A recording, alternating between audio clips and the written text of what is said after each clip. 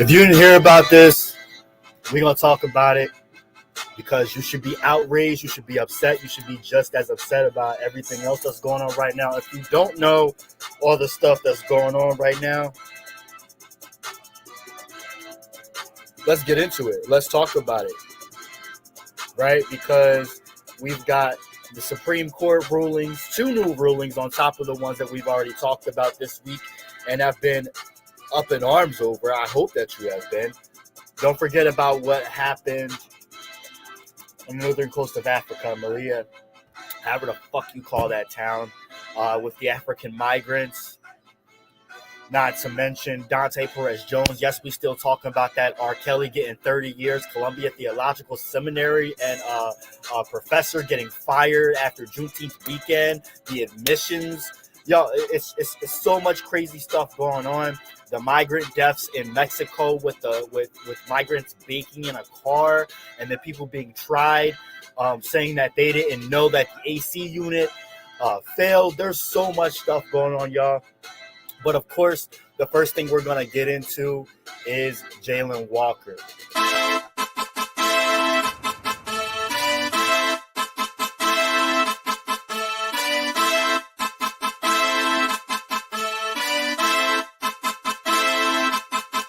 Happening.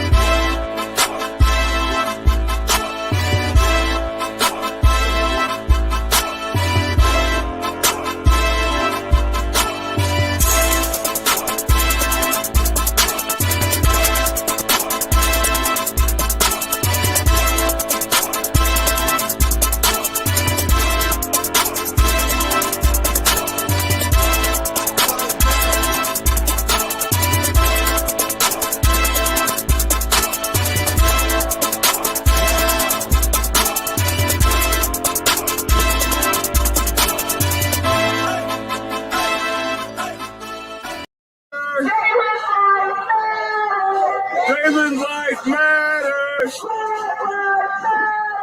Black lives matter.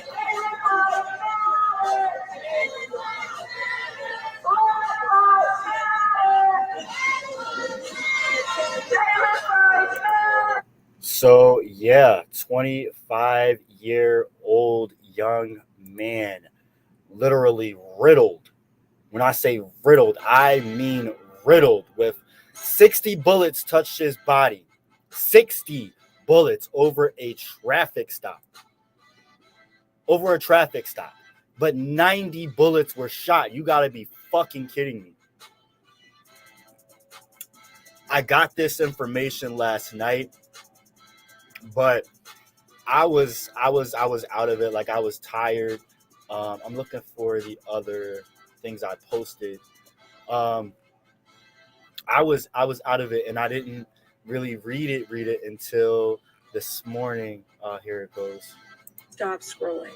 This is Jayland Walker, a 25-year-old black man from Akron, Ohio, that was riddled with over 60 bullets from the Akron Police Department. It's been reported that 8 officers fired over 90 rounds at Jayland.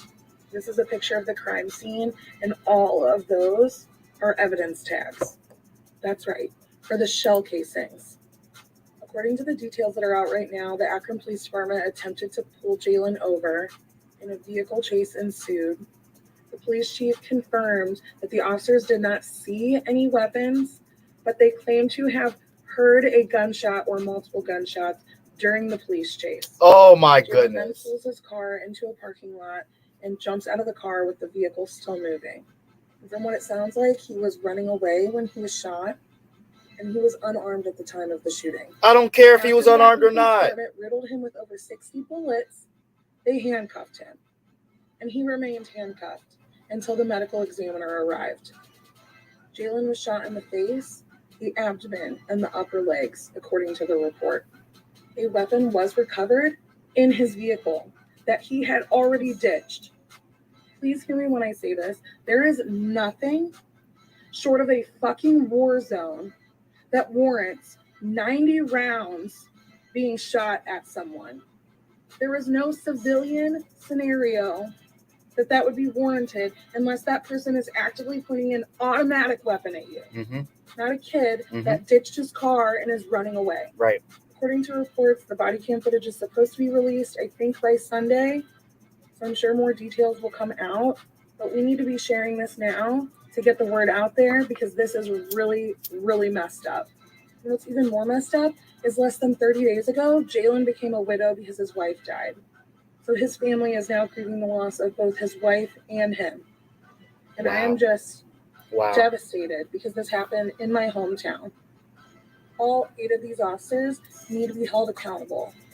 Nothing warrants this kind of firepower outside of a war zone. Not that it fucking matters, but we shouldn't have to justify that someone was a good person or that they had a wife that just passed away or that they've never gotten in trouble in their lives or that they were fucking unarmed. I don't care if any of those situations, you should not have to justify how quote unquote good a person is to justify that they should not have to get riddled with bullets in any instance. Because why is it that these motherfuckers can get taken to Burger King and taken into custody with not one scratch on them for murdering and massacring people in churches and grocery stores? But this man, who is completely innocent for a traffic violation, supposedly, you get riddled with 60 fucking bullets like you're a piece of, actually, not even like you're a piece of meat. You don't see cows getting slaughtered that way, do you? 60 bullets. This man has never been in trouble in his life, even if he had been. It does not warrant that kind of destruction. I don't care if he did own or have a gun. I don't care if the gun wasn't his and he had it. I don't care if any of those things. You know what? To be honest, I think the gun was actually probably planted there.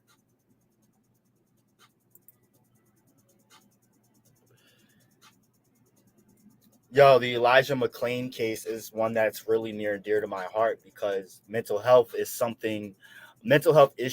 and mental health illnesses are something that a lot of poor Black and brown disenfranchised and oppressed groups face at disproportionately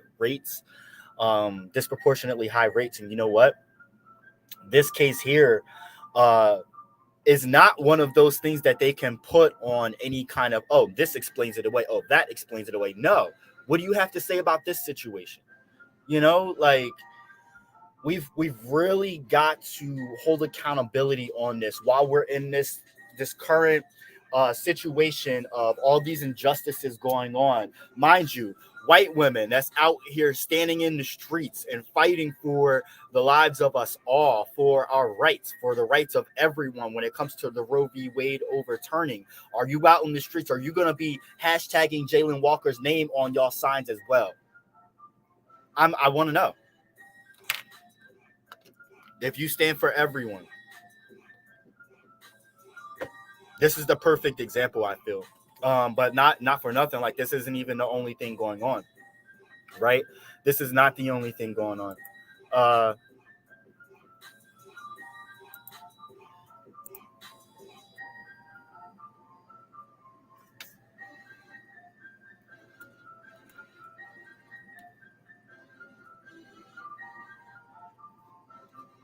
As you know, as there should be.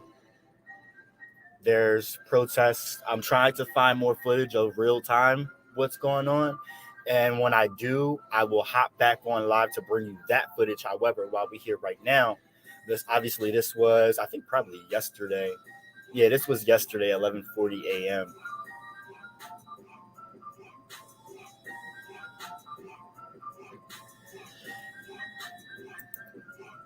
And Sean King actually put up some stuff about him.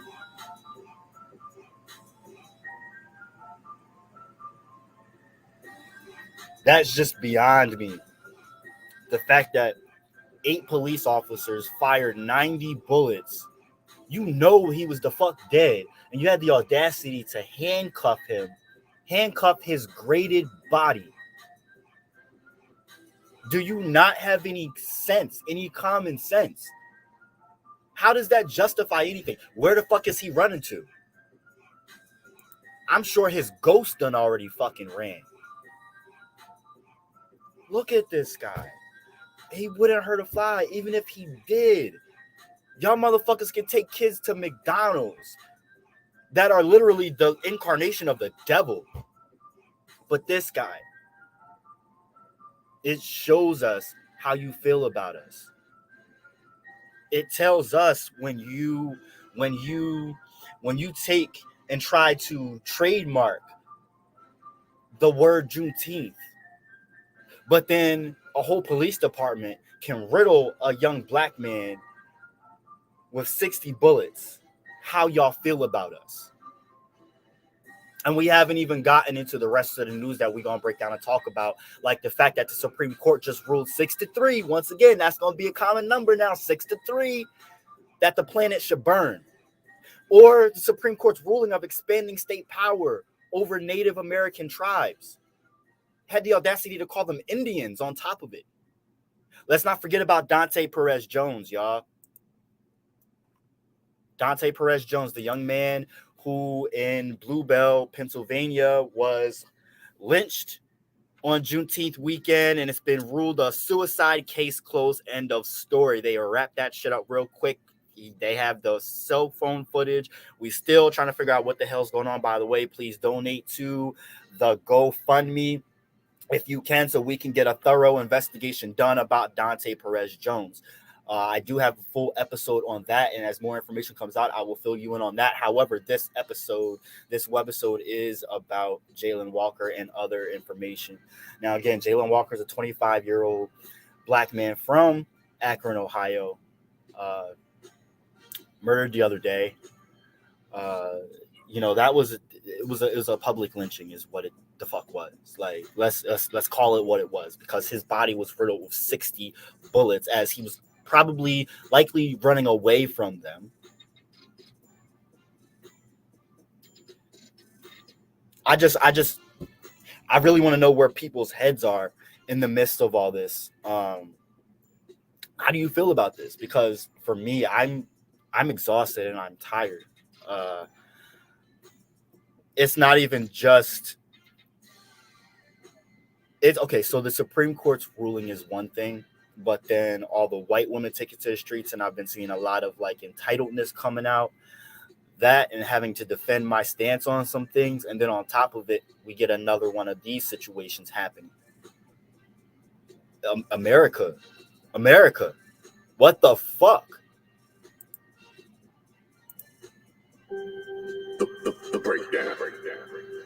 Today on Apple Podcasts, Spotify, and over at thenorthstar.com, you can listen to the full episode of The Breakdown, where I'm going to tell you what I know about the brutal public execution. That's exactly what it was, of Jayland Walker in Akron, Ohio. A young, unarmed black man that police fired 90 shots at. 90 different times they pulled the trigger, hitting Jayland 60 times, riddling his body with bullets literally from the top of his head to the bottom of his feet. Yep. I'll unpack and explain what we know, what's going to happen, tell you about the temperature in Akron, Ohio, and continue to express grief over how infuriating it is to just live in this place. Head on over now to Apple Podcasts, Spotify, thenorthstar.com. I'm not trying to like promote Sean King or nothing, but when he finds information and he puts it on, he puts it out. And that's the important thing that I'm highlighting, is the fact that news needs to spread. When we see one of our own getting fucking disintegrated, it's important that we all pull up and say, what the fuck is going on? We need to figure this out and hold people the motherfucker accountable. It's important. It's important because no one else is going to do it. Let's check this out. This is from MSN, I believe. Police officers reportedly fired almost 100 rounds during a chase that started as a traffic stop. They announced that 4th of July celebration was canceled in response to a fatal shooting that rocked the city this week. Why do we have to put that towards? Fuck 4th of July.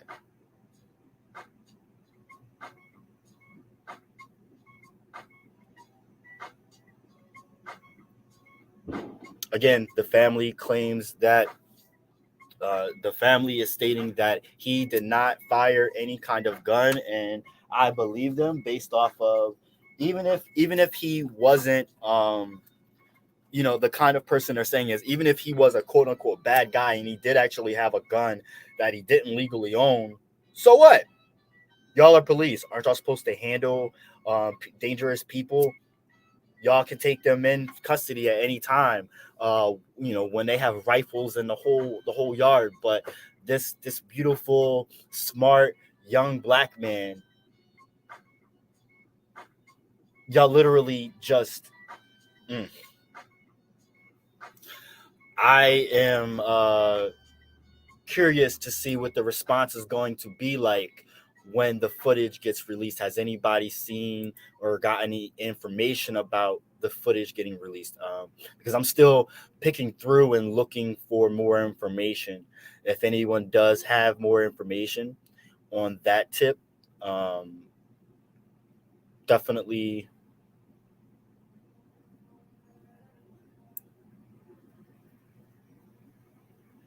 Wow. Y'all see that? More than 1,000 people have been shot and killed by police in the last year.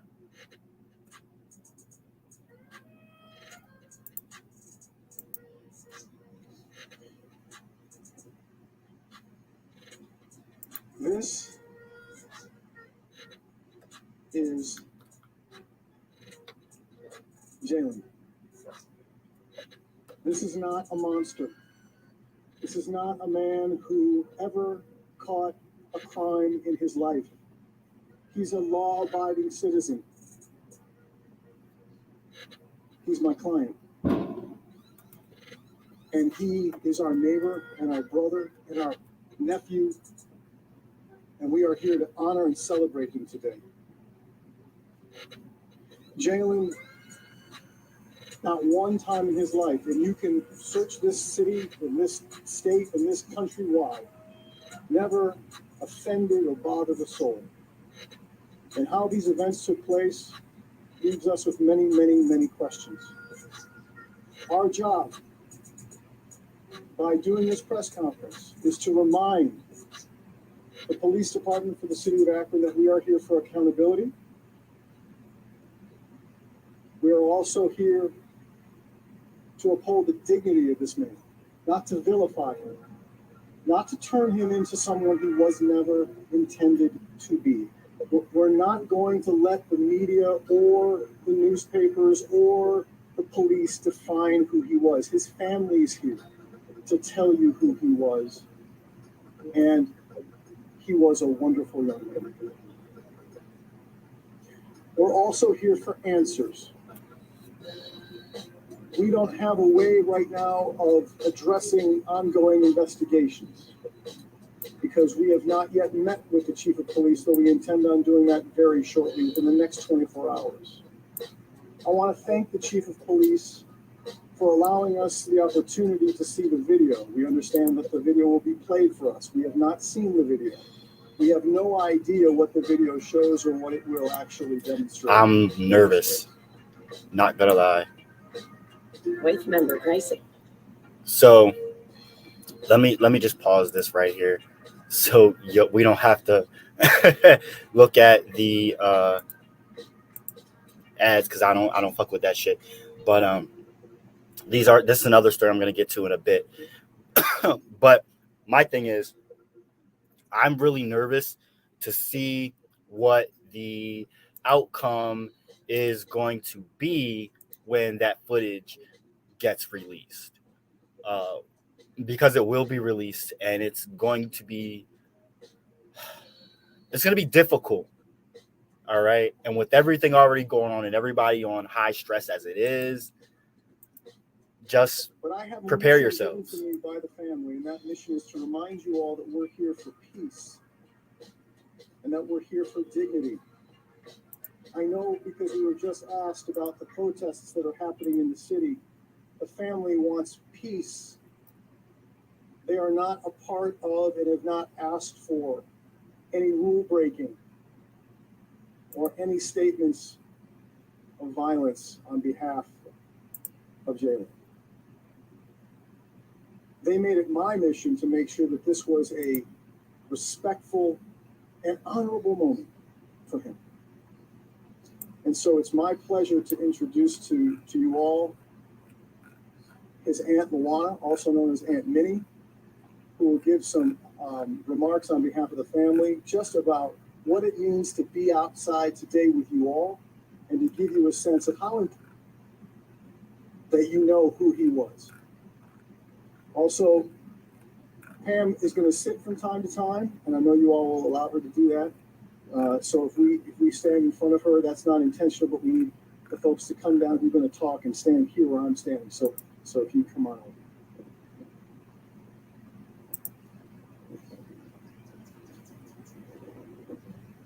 We just like you to know who Jayland was.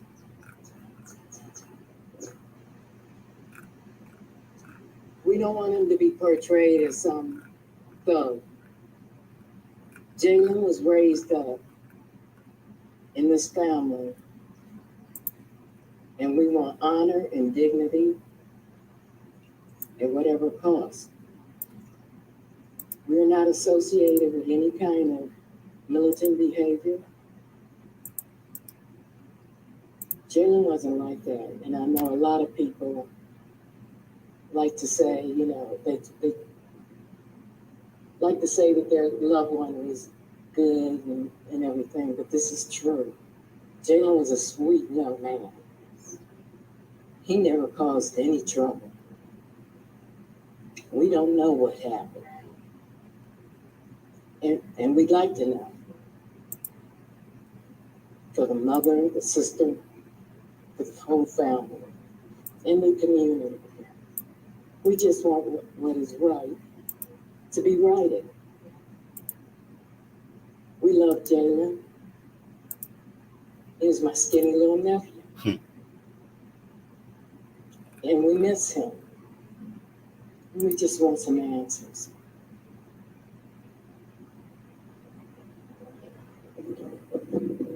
Okay, thank you.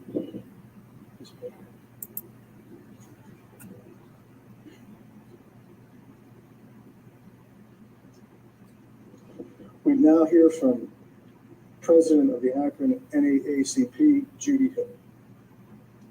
Thank you. For those of you that don't know me, I am Judy Hill, President of the Akron branch.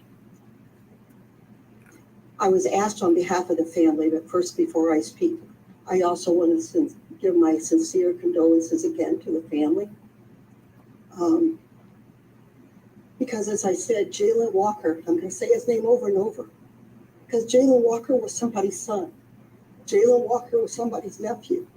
Jayland Walker was an individual. He wasn't just another black man killed. So please, I agree.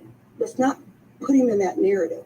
He's a young man, 25, who lost his life over a traffic equipment violation. Those are, and I understand the family asked for peace. I want peace and understanding. We need to understand why a traffic violation, equipment violation turned into a car chase. Yes. Why a traffic equipment violation turned into the loss of a life. Why an equipment violation ended with multiple gunshot wounds to a person's body. I don't get it. This is not the America we dreamed of. This isn't what we want for any of our children. And so I am standing here with the family, and I appreciate their ask for peace. I appreciate that you understand that's why we're here at a church, that it's about us getting real understanding and truth, and then holding people accountable for what has happened. And we're making that commitment. We're here with you today. Thank you. Thank you very much. Okay, Pastor Robert DeJoy, it's on you. Thank you. First of all, I'd like to thank everyone that came out today. Just a little, please. Especially our community, our faith leaders who are here today, our Black elected officials who are here today in support, our community leaders that are here today in support. This is a time where we have to band together, and I thank you all for your support and the love that you've shown. Thank our family, our church family, and our family, where we all are experiencing grief in our own way. And we're just trying to get through. And I really thank you all for the love, support, and most of all, the prayers for our family, especially for Pam and Jayland. They are the immediate family, and they have been devastated by this tragedy, and we can't even imagine how they feel. At best, we can imagine how we think we would feel, but we can't imagine how they feel at this time. We're still trying to wrap our heads around this, in my opinion, of a senseless loss of life. We're praying for peace again during this unfortunate time, praying for our city. We're praying for the law enforcement of our city. And I encourage everyone that believes in prayer to do the same. We are willing to allow the investigation process to play out, and prayerfully we will get to the truth and the facts about what actually happened. We know that nothing can bring Jayland back, but we don't want his dying to be in vain. And we pray for justice to be served in a real, authentic, and real systemic change that occurs because of this. Again, thank you all for that. Thank you, Pastor. And now we're going to introduce council. We'll start with Paige White. When safe drivers say for not answering their phone while driving, they feel like a big deal. I ain't doing these fucking ads. All right, look.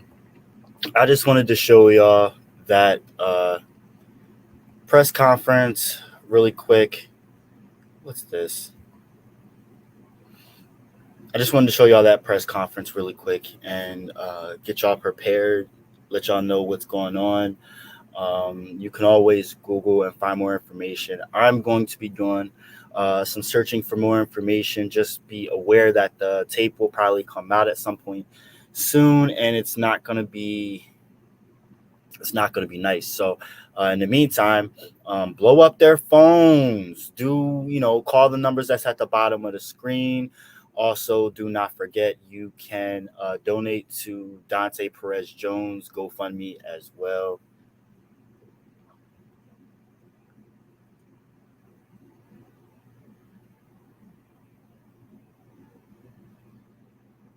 I just don't understand how they can put these motherfuckers on paid leave. I was gonna say make it make sense, but it makes perfect sense. You make the people pay to investigate the things that you do to us on a regular basis, knowing that it's wrong. This is everything in America's backwards, so it makes perfect sense, right? Speaking of America, I am going to get back into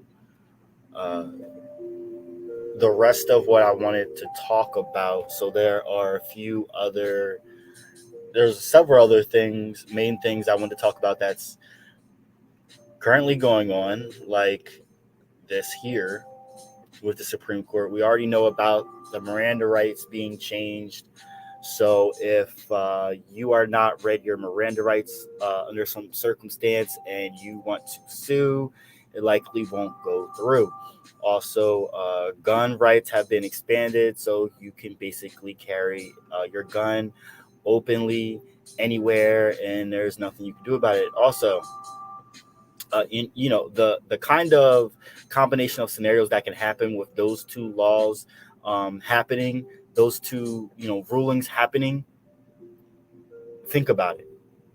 Think about all the things these white supremacists can get away with those two rulings. Not to mention, all right, these people talk about, I know I just had this article here at the top here somewhere. Okay, yeah. So these people are always, and you know, the kind of people I'm talking about, are always talking about the planet should burn. And they don't believe in climate change. Well, the Supreme Court ruled on Thursday that the Environmental Protection Agency, the EPA, cannot regulate how much climate pollution power plants emit under the Clean Air Act. The court ruled, like I said, 6-3. I keep saying it, the number is 6-3, along ideological lines, with Chief Justice John Roberts writing the majority opinion. Quote, capping carbon dioxide emissions at a level that will force a nationwide transition away from the use of coal to generate electricity may be a sensible solution to the crisis of the day, Roberts wrote. But it is not plausible that Congress gave the EPA the authority to adopt on its own such a regulatory scheme.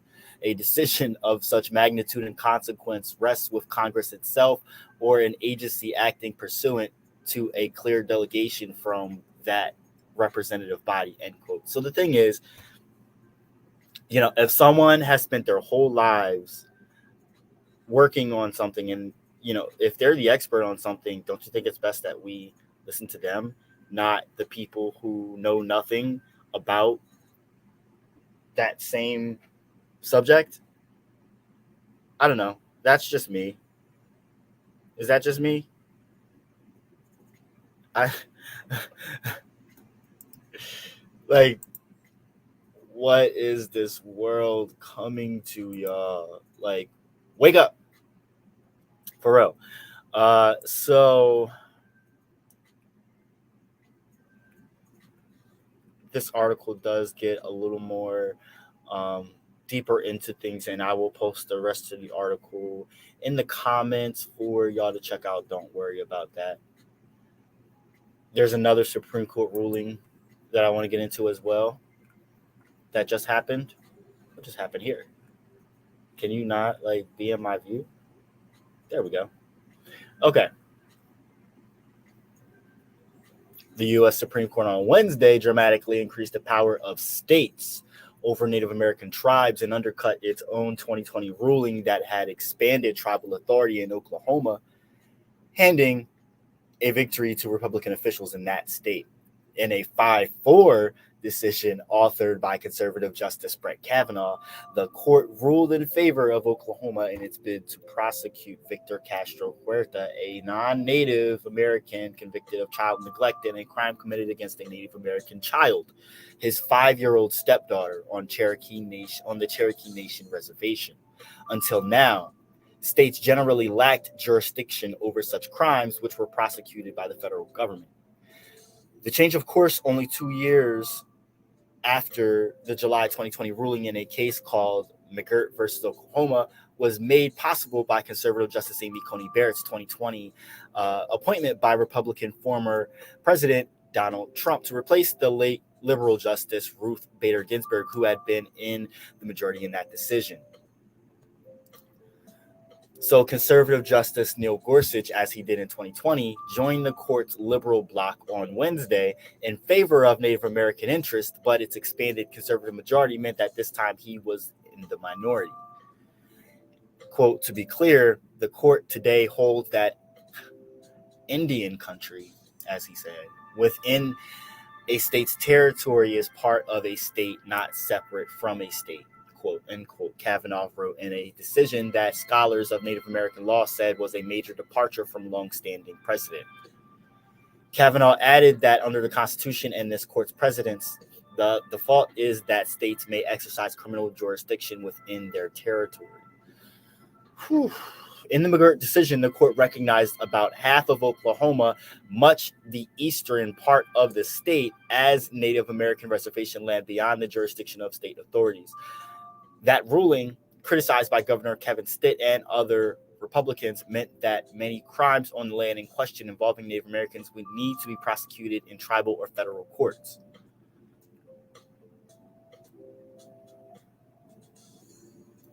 Writing in dissent, Gorsuch called Wednesday's ruling a grim result for different tribes in different states, but said its impact could still be limited by individual treaties and laws passed by Congress. One can only hope hope the political branches and future courts will do their duty to honor this nation's promises, even as we have failed today to do our own. 35 states are home to federally recognized tribes, according to the National Congress of American Indians. Before the Supreme Court ruling, 16 had already been given authority by Congress to assert jurisdiction over at least some tribal land for crimes involving Native Americans.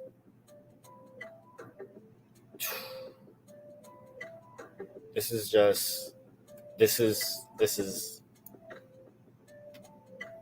fucking nuts, y'all. We posted an article, actually it's a YouTube video, on our Facebook page, the Leon Black Independent Media Facebook page, not the group, where we speak of how the Ukraine war is going to cause worldwide famine by the end of the year, before the end of the year. And it's dire, very dire. And we are worried about things that are very serious right now. However, they are insignificant in the overall picture of the catastrophic events that will take place throughout the rest of the year. So this particular video kind of ties in how capitalism, the economy in general, the world in general is on a crash course for disaster. And we are seeing the splintering, so to speak. Don't forget about what happened on the North Africa coast. I'm not sure if I have the article here, but where is it? Nope. However, I will be posting that. While I'm on this this topic, actually separate topic from Africa, but same topic as far as migrants. This is pertaining to the situation that happened in Mexico. And it's now the death toll is up to 50, I believe. Migrants from Guatemala and Mexico trying to flee poverty and atrocities in their home countries to come to America for a better life. Were in the back of a trailer, contained in a trailer, and the AC unit failed. The smugglers are being tried, and it's just a sad story all around, even in my opinion, for the smugglers, because it's a byproduct of what America causes on a grand scale when it comes to colonization and imperialism, and just the things that we do around the world and the reverberating effects that they have, right? Definitely check out this article. I will be posting that in the comments. Don't worry. This one's definitely a pretty good read too. The Truth About Common LGBTQ Misconceptions. Speaks to how more Americans than ever are identifying as LGBTQ, but more than half of the states in America have introduced and in some cases passed legislation that aims to limit LGBTQ residents' rights.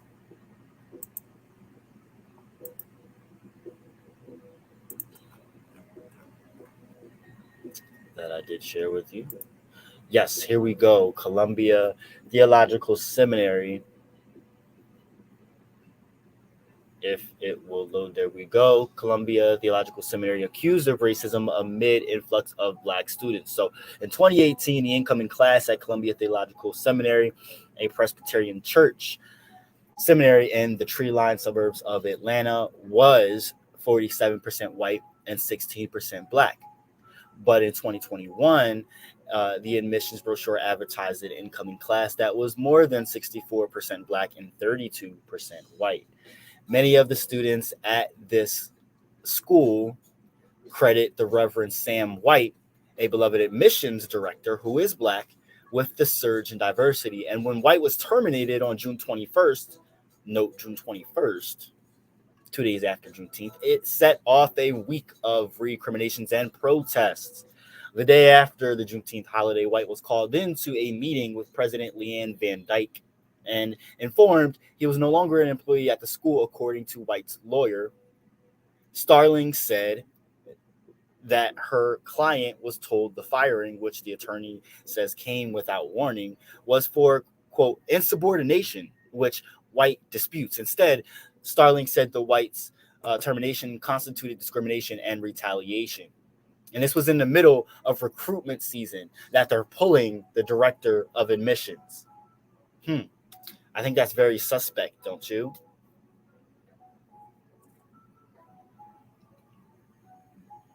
A seminary spokesperson said the school could not comment on legal matters, including responses to uneducated statements or allegations from the compliance attorneys. The spokesperson added, as a general statement, we regret that these limitations often hamper balanced narrative and public reporting.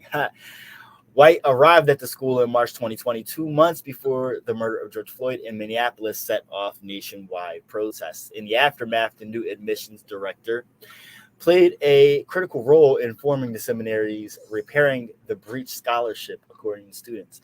Launched in 2020, June of 2020, as part of a series of racial justice commitments, the scholarship covers tuition and student fees for all Black students admitted into master's degree programs. Many Black students said it was White and the Reverend Brandon Maxwell, a Black administrator who resigned in November, who made them aware of the scholarship and welcomed them into the seminary. So apparently retaliations between White and the administration soured in September of 2021. According to a charge White later filed with the Equal Employment Opportunity Commission, White said in the filing that he informed Van Dyke that he had been interviewed by an attorney investigating racial and sexual orientation discrimination against a colleague. After informing Van Dyke that he opposed how his colleague had been treated, White alleges that the administration retaliated. My supervisors who are privy to my opposition have degraded my work product and work ethic to others at CTS, including the board of trustees. Resources I need to do my job have been delayed and duties have been removed from my purview, White wrote in the EEOC charge. The charge also claims Van Dyke denied White seminary-owned housing, though the benefit has been granted to other senior administrators, including White's predecessors who were White. I believe that I was denied this benefit because of my race, color, and in retaliation for opposing discriminatory conduct, White wrote in the EEOC filing. White, who filed his initial charge with the EEOC in February, amended the charge last week to include his termination. Quote, at every turn, he reported discrimination or retaliation and did not receive any kind of institutional support, which ultimately is what necessitated him to reach out to an attorney, Starling said. In response to questions from RNS, the school's communications director shared a document highlighting the school's social justice efforts and demographics, including that 44% of faculty, 37% of staff, and 31% of the board are people of color. In a statement, the school said, we are confident we've stayed true to our mission to nurture faithful and effective leaders, as well as conduct school and business in a carefully considered, forthright, and equitable manner. And in the fall, the school will welcome its first non-white president. And you can check out the rest of this article. I will be posting it in the comments. Do not worry. There's also this story: a Florida teen killed by a man who feared being outed as gay. According to police, a Florida teenager fatally shot another teen because he feared being outed as gay. Jakari Webb, 19 years old, was arrested Wednesday in connection with the shooting death of Talon Mann, who is also 19, in the early hours of June 23rd. This article will also be posted in the comments of this live.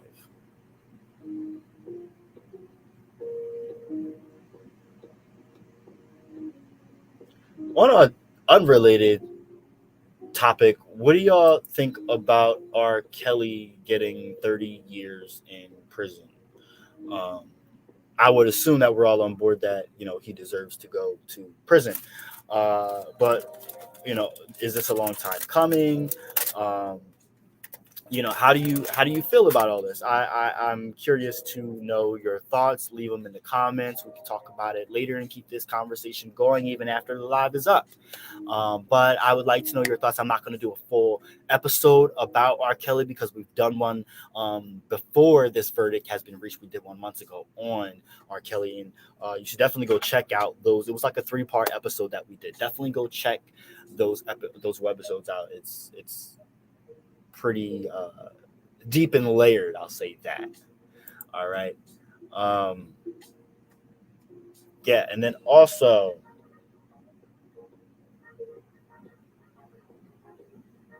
there was I can't find the article now, but I think we did post it to the Leon Block Independent Media, where there was a pride celebration in Lidditz, PA, that had some sort of controversy where there was white supremacist, supposedly religious folks that came to protests with signs saying God hates fags and all kinds of stuff like that, right?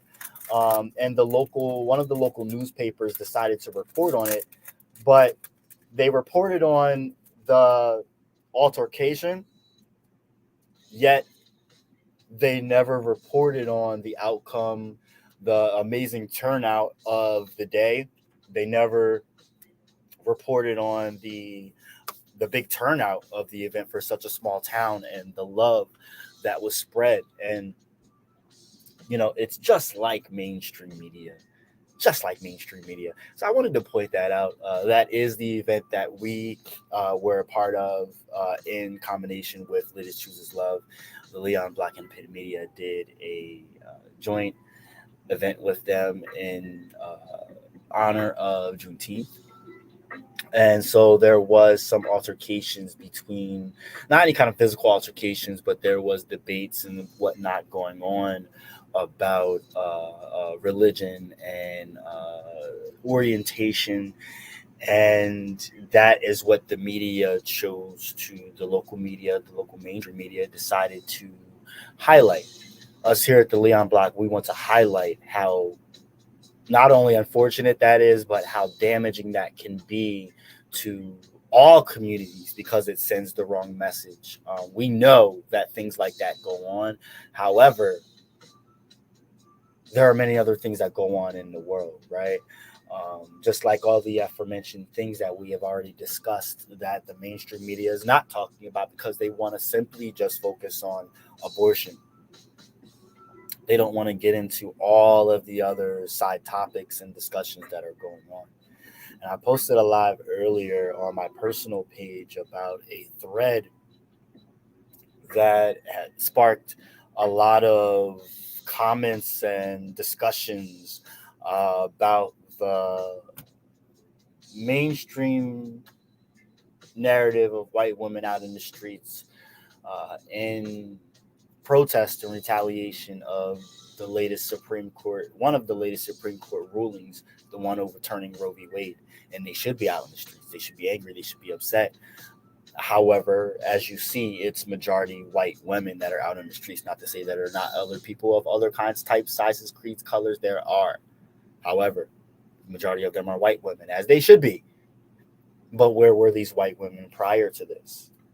Are these white women out there for Jayland? Are they out there for Dante? I don't think so. If they get their rights back when it comes to this Roe v. Wade situation, if things get reversed in some way, are they going to continue to fight for the equality of others? I'm very, very skeptical of that.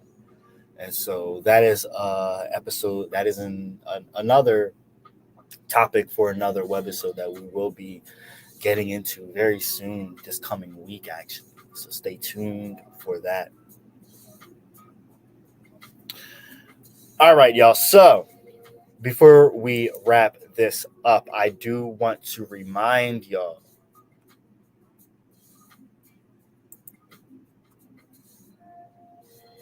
Jayland Walker. We need answers. we want answers. That tape, whatever footage is going to be released, it's going to be really hard.